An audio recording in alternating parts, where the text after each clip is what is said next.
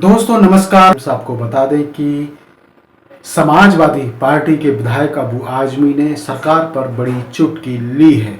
क्या है पूरी खबर वो आपको बता देते हैं। समाजवादी पार्टी से विधायक अबू आजमी ने बीट ब्लास्ट को लेकर प्रदेश सरकार पर हमला बोला है। न्यूज एजेंसी आईएनएस से बातचीत में आजमी ने इसे साजिश करार देते हुए आरोपियों के खिलाफ सख्त कार्रवाई की मांग उठाई है। तंज कसा है कि प्रदेश सरकार का बुलडोजर अब शायद पंचर हो गया है। आजमी ने कहा कि लगता है इनका बुलडोजर पंचर हो गया है। क्या यह सरकार धर्म के आधार पर बुलडोजर कार्रवाई करती है क्या? दरअसल महाराष्ट्र के बीड जिले में गेव राय तहसील के अर्धा मसला गांव में मस्जिद में हुए ब्लास्ट के बाद बीड पुलिस ने 2 आरोपियों को गिरफ्तार किया, जिनसे पूछताछ की जा रही है।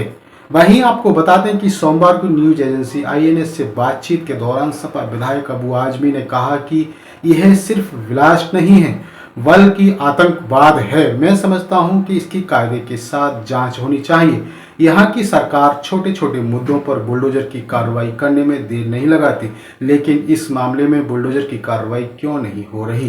क्या बुलडोजर पंचर हो गया है? क्या धर्म देखकर कार्रवाई की जाती है? इस घटना में जो भी दोषी है उस पर कड़ी से कड़ी कानूनी कार्रवाई होनी चाहिए। सख्ती से इसकी जांच होनी चाहिए।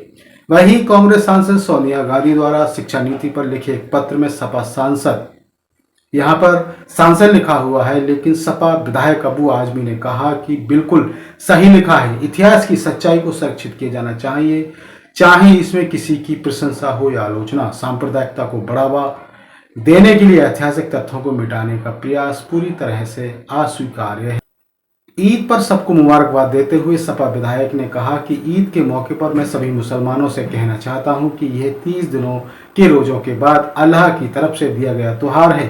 भले ही हमारे किसी से मतभेद हो या हम उनसे बात ना करें, हमें ईद पर उनसे मिलना चाहिए, उन्हें गले लगाना चाहिए, उन्हें ईद की मुबारकबाद देनी चाहिए और मिठाइयाँ बांटनी चाहिए। मैं सभी मुसलमान भाइयों से आग्रह करता हूं कि वे अपने पड़ोसियों को, चाहे वे किसी भी धर्म के हों, आमंत्रित करें, उनका गर्मजोशी से स्वागत करें और इस अवसर को प्रेम और सद्भाव के साथ मनाकर गंगा जमुनी तहजीब को बनाए रखें। केरल कैथोलिक बिशप काउंसिल के द्वारा राज्य के सांसदों से वक्फ संशोधन बिल को लेकर की गई अपील पर अबू आजमी ने कहा कि हमारे देश में मुसलमानों का प्रतिनिधित्व करने वाले सबसे बड़े संगठनों में मुस्लिम personal law board, Jamiat Ulema और जमायत इस्लामी समेत कई अन्य संगठन शामिल हैं। इन सभी ने वक्फ कानून में किसी भी संशोधन का विरोध किया है और कहा है कि वे किसी भी बदलाव को स्वीकार नहीं करेंगे। वक्फ जमीन सरकार की नहीं दी गई है, जमीन सरकार की नहीं दी गई है। वक्फ को हमारे पूर्वजों ने जमीन दी है। सरकार की नीयत खराब है। वक्फ की जमीन पर बने मस्जिद को हटा दिया जाएगा। वक्फ संशोधन को मुसलमान बर्दाश्त नहीं करेगा। तो ये बड़ी खबर थी।